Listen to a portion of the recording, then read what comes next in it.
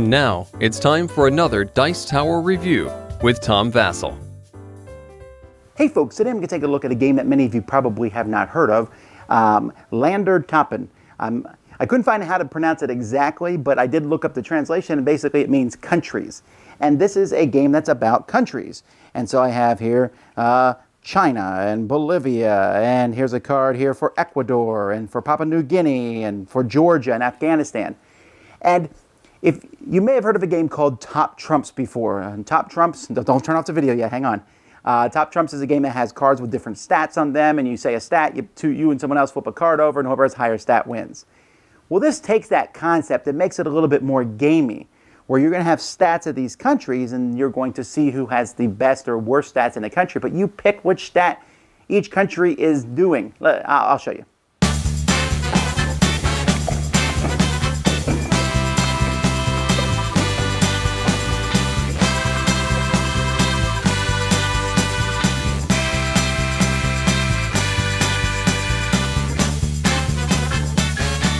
Now in this game you have a big deck of cards, and on these cards are different countries, and so each country is going to have some different stats on it. First of all, you're going to basically see here the population of that, or the area of that country, sorry. The first one is how large that area is in square kilometers. Then we have the highest point in that country in meters. We have the average temperature of the country in Celsius. We have here how many people live in that country in millions. We have here the life expectancy of that country in years, and then we have the GDP per capita at the bottom. And so you're going to get several of these cards each round of the game based on how many players are in the game. So the number of cards you get, so let's say I look at these cards here, and I got Chile, and here I got New Zealand, and Argentina, and USA, and then you're going to take these cards, and you're going to have a strip here in front of you, and you're going to place cards above and below it. So let's say I have USA, and I'll say, is this going to be the highest or lowest in one of these? I'll put up here per capita. And then Chile here, I'm going to go with the, that one seems like it might have a very high point here, so with the mountains, so I'll put that one here.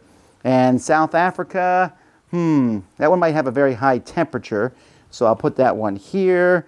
And New Zealand, I think they might have a high life expectancy. And the Maldives, I'm going to go, they have a low GDP, and so you're going to be picking different things to put in different areas. Once everyone has put out their cards, you will start in each area, and then everyone reveals the card from that area. So let's say, three people put down the highest point here. So we have Chile, Egypt, and Ireland. Ireland 1,041, 2,637, 6,893.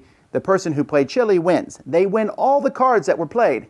So if no one else plays a card, you simply get your own card. You then take half the cards and put them in a face-down pile, and the other half you're going to put face-up, organized by the continent or the region that they're in. And then you start, and then you go through all the cards, do that. Everyone has won some cards, hopefully. And you just keep going. At the end of the game, every card you put face down is worth a point. Every card you put face up in a continent is worth a point only if you have the most of that continent or region. So the face-down cards are guaranteed points. The other ones are possibly points. Now you can play a simple version where you just put every card face down. Either way, whoever has the most points is the winner. The game also comes with joker cards. All right, if you get a joker card, you can put that in any region, and when you reveal it, it simply just goes to whatever continent that shows. This one shows Oceania and Asia. I could put it in one of those two piles, but nobody else can win a joker. Jokers are okay. I think you could take them out of the game. They don't really mean anything. The game itself is fun. I don't really think it matters whether you use the advanced scoring or the basic scoring. You might as well just use the basic scoring. I mean, this whole put things in groups of continents and so on, it doesn't really add anything to the game. The game is all about taking each card and going, okay, I got Norway. That's not a very big country, but maybe no one else would go big country. Should I go there? Let's see, the temperature, it's kind of low. I might win that one. And it's kind of intriguing. Now, you get China or India, high population, right? That seems like a guaranteed thing to pick. But if no one else puts cards in population, then you're not going to win anything. So there is a problem in that. I mean, you have to play where players are just putting cards out. Because if I'm like, ooh, China, high population. Wait, no one else put a card in population? I'll sit here and wait till everyone else is done and then decide. You can't do that. So you got to kind of have some kind of house rule that there's a certain time limit. Everyone's cards need to be on the table. what I do is I take the cards and I look through them and I go, okay, I'm going to look at area first. Oh, okay, of the ones I have here, Saudi Arabia has a lot of area. Should I put that there or not? Yeah, okay, I'll do that. Okay, now let's look at the life expectancy. And I'll go through the cards. When I get to the last ones, I'll go, I'm not sure. I'll put this one on low or high. No matter what, any card can technically win any spot. So it's kind of fun. It's also very educational, right? You learn something. I wish that the game was translated into English because there's some differences in culture here where periods and commas mean different things. And even though the little boards here, they have different translations, so you can have an English one here, and it's pretty easy to figure out what everything is. Still, an English version would be a great educational game.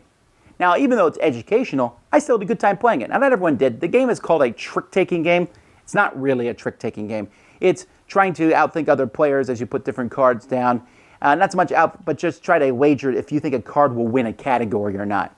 You don't have enough cards for every category, and you might really win a category like, oh, this is one Antarctica, lowest temperature, easy. Wait, no one else did lowest temperature?